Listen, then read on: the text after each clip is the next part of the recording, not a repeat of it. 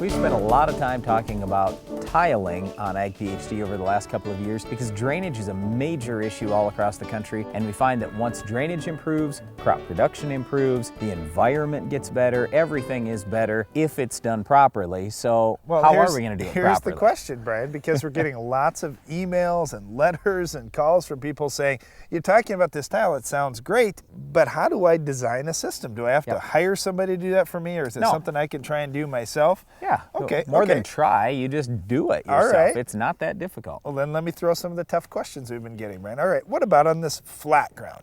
It's really tabletop flat for several miles. What do we do? How do we tile that? Yep, well, first of all, it's handled differently in different areas of the country. So you go into the state of Minnesota, for example, they have thousands of miles of drainage ditches. In the state of Iowa, you'll find county tile lines where they have great big tile lines running through the county and everybody taps into those. So you've got different ways to handle those in different areas of the country on a big scale. When you get down to a small scale in an on-farm basis, if let's say you just have one field that's really flat, you may have to put in a lift station, for example. It's not that difficult. It'd basically be like putting a septic tank in one end of the field, one spot in the field. You have all your tile lines coming into that septic tank. You have a pump going down in the tank, and when that tank fills up, the pump runs, takes the water out, nothing to it. Okay, well, another question that goes along with that is the depth. How deep do you have to have that tile? What's the minimum that you could do? Because you're going to get into those situations when you get that flat ground. Well, in terms of the minimum depth, you got to remember, if you don't have enough soil on top, you're going to crush that tile line,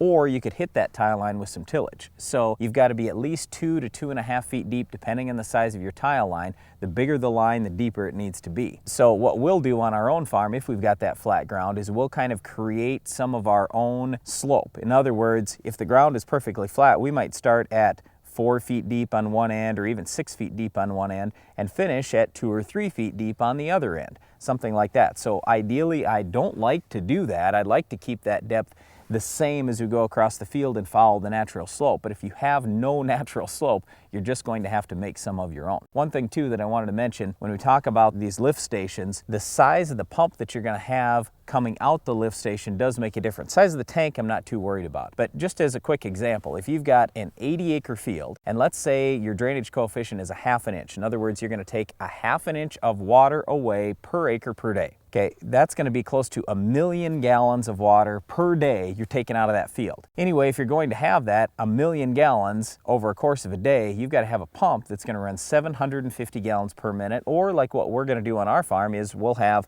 2 or 3 pumps to get up to that capacity. All right, well, you're bringing all this water over. How narrow can that tile spacing be? We get a lot of questions about guys that want a pattern tile, and they say, do I need to be narrower? Should I just adjust my depth so I can be wider? All right, well, first of all, most of the tiling that we do and most of the tiling that's done in our region is not done pattern tiled. It is done based on the slope of the land. We have a fair amount of slope in a lot of our fields, so we just need to tile on each side of the valleys. And a lot of times we'll have those tile lines fairly close. The heavier the soil, the closer together your tile lines need to be, and the more shallow your tile lines, the closer those lines need to be together. For us, what I like to do is I like to put a lot of our tile lines in at 3 feet deep rather than 4 or 5 feet like some people do. I want to have that less deep, so in other words, more shallow. The reason why is so we don't drain as much total out of the field. All we're doing, remember, with tiling is we're lowering the water table. I only want to lower that water table down to 3 foot depth rather than a 4 or 5 foot depth because we farm in South Dakota. We only get 22 inches of total annual precipitation, including the snowfall.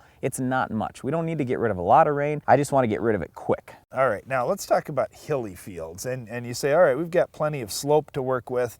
In some fields. Now, if you've got that slope to work with, do you have issues with speed? If you've got some hills and all of a sudden it's all going to run down to this main line, that water's really moving. Is it going to bubble out of that main line, or what problems could you run into there? I really doubt that, no. If you've got good slope, that's nice, especially with a main line. I don't worry so much about my slope of the lateral lines going in. What you want to have the most slope on is the main line. That's great. So ideally, you might run your main lines right up the hill, but your lateral lines are always going to be running across the hill, so you kind of catch that water as it's going down, reduce erosion, all that kind of stuff. The other thing that comes up a lot when you're talking about hills is Guys will say, well, I've got springs in the side of my hills. No, you don't have springs in the side of your hills. I never see springs there. What I see is that there's a water table there, and that water table goes straight across, and on your slopes, you've had erosion over the years, so you're down to subsoil, so you're at that same subsoil level with that water table that's in there, and it just goes straight across,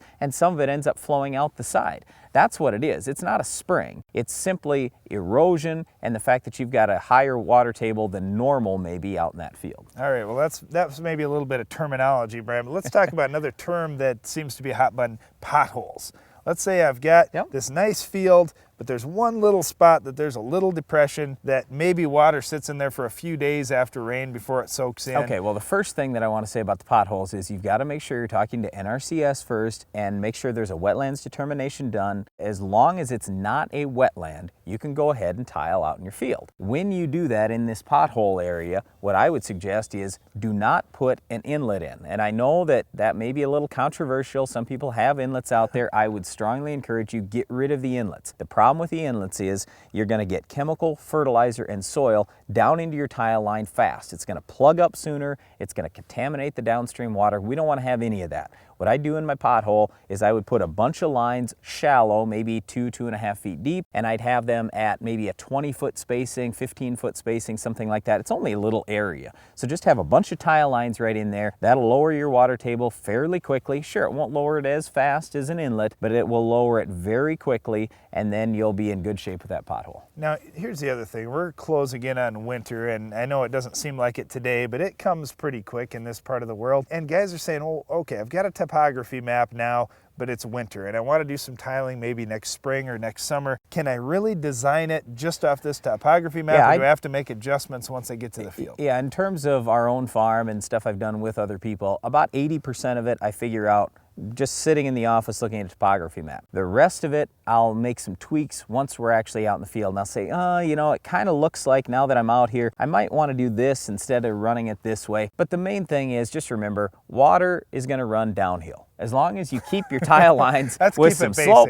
Right, as long as you keep your tile lines with some slope, it's not that big a deal. Here's my point. You can design a tile system 8 different ways. As long as the water gets out of the field, who cares? It's not that big a deal. There's some simple things you need to remember, like running your laterals across the hill rather than up and down the hill, stuff like that. But otherwise, it's really not a big deal. Okay, the last thing I'll ask you is, speaking about getting that water out of the field, how about outlets? Do I have just one outlet? Am I better off having multiple outlets? What's the difference? Yep, well, in terms of outlets, what I would like to see is the minimum number I can possibly have according to the size tile line I'm going to put in. In other words, if I've got an 80-acre field and I say, oh, I've got to have a 12-inch main there, well, I don't have a 12-inch boot for my tile plow. I have a 6-inch boot. So I'm going to have to split that 80-acre field up maybe into 4 20-acre sections and have 4 different outlets. They might all come to the same point, but I'm going to have 4 different main lines running through that field. And here again, it's not that big a deal. You design the system however you want to design it, but just keep in mind that you're limited by the size of your main line. There's only so much water that's going to go out through a 6-inch line. Well, there are certainly a lot of questions with drainage tile, and as we get into the harvest season and now fields are open, there isn't a crop out there. I know everybody gets excited about tiling. If you do have some questions about how you design that system, there are some opportunities. You can look on our website at AgPhD for more resources as well. Well, tiling is very important to crop production. Weed control is too. Can you identify this week's Weed of the Week?